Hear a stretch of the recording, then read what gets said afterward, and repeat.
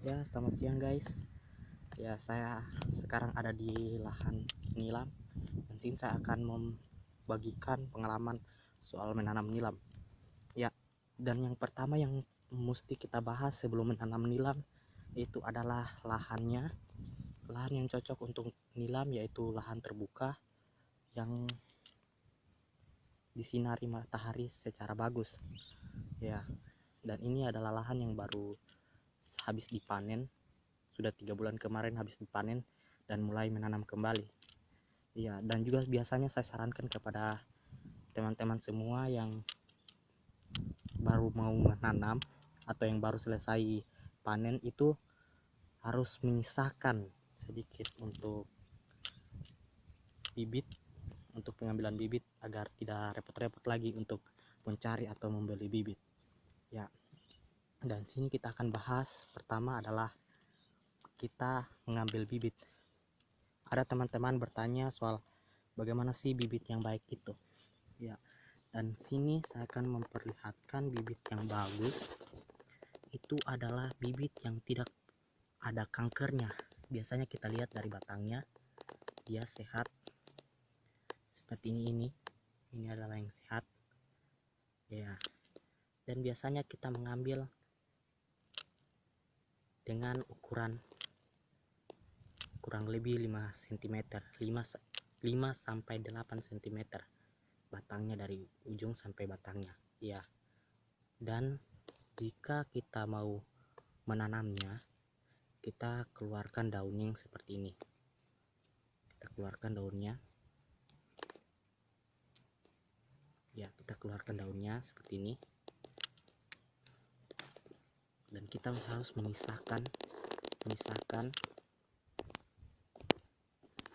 ya, ini yang harus diperhatikan.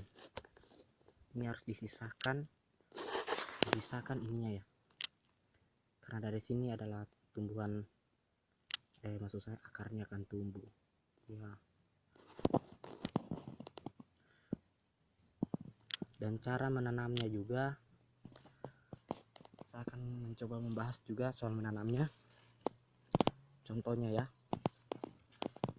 menanamnya bagaimana ya. Di sini sudah ada penutup dan saya akan coba menanamnya. Di sini saya cuma pakai jari ya, karena kondisi tanah yang lembek, jadi saya menggunakan ya. Ini caranya, ini dia dipencet ya, dan ditutup ya. Ditutup ini mengapa harus ditutup? Agar dia tidak langsung terkena sinar matahari dan bisa menjaga kondisi dari bibitnya agar di dalamnya tetap lembab karena embun yang tertampung di dalam gelas ya. Kita lanjut, habis selesai menanam kita akan lanjut yang sering dipertanyakan ya, soal penyakit ya. Penyakitnya biasa disebut penyakit budok atau di sini disebut penyakit kaki gajah ya. Penyakit itu ya untuk petani nilam paling sering itu temui dan termasuk saya juga ya. Saya akan memperlihatkan penyakit budok itu karena di sini ada banyak yang terserang penyakit. Dan ciri-cirinya itu dia berwarna merah, bintik-bintik merah yang timbul di bagian batang dan daun. Contohnya seperti ini ya.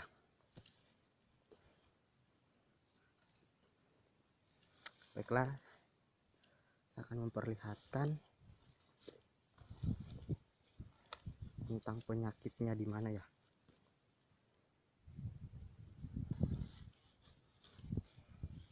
Di sini ada ya, yang baru selesai ditanam kemarin, dia langsung terserang penyakit budok.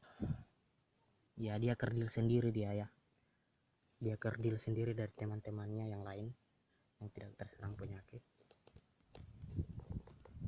Dia kerdil sendiri, dia merah. Kita bisa lihat sendiri. Di sini ada merah, bintik merah di di ujung batangnya, bintik merah ya. Ya, ini saya perjelas. Ini bintik merahnya. Dan ini pasti mati. Dan budok ini memang khusus penyakit dari nilam ya. Dan dia tidak baik untuk dijadikan bibit. Karena satu pohon yang terkena budok akan terkena banyak akan terkena teman-teman yang lain, maksud saya teman-teman lainnya juga akan kena. Jadi seperti virus begitu menyebar dia ya. Ini contohnya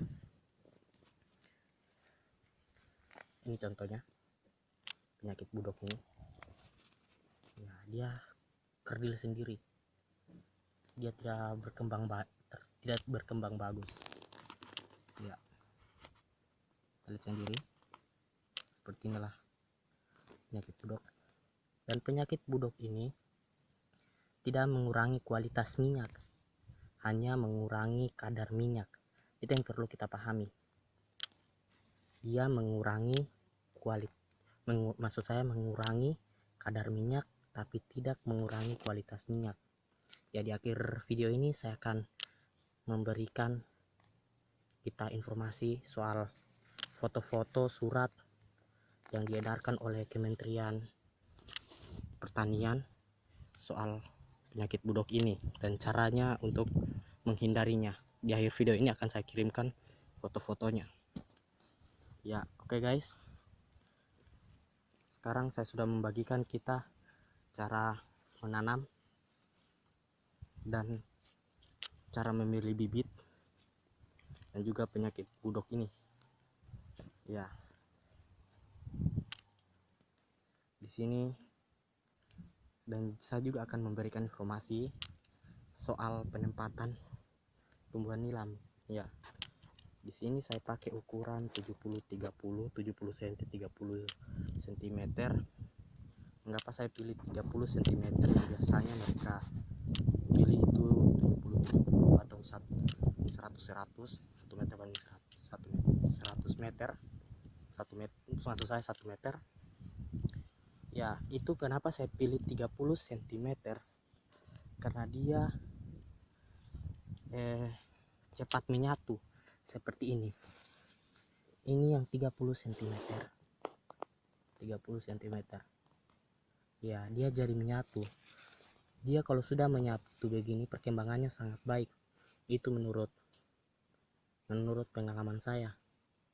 Dan yang terlalu jarang itu seperti ini mereka satu usia, tapi karena terlalu jarang jadi tidak berkembang seperti yang ini, tidak berkembang seperti kita lihat ini ya. Dan ini juga yang baru dibuka kemarin, ini ukuran 70-50. Ini yang baru 2 minggu dibuka.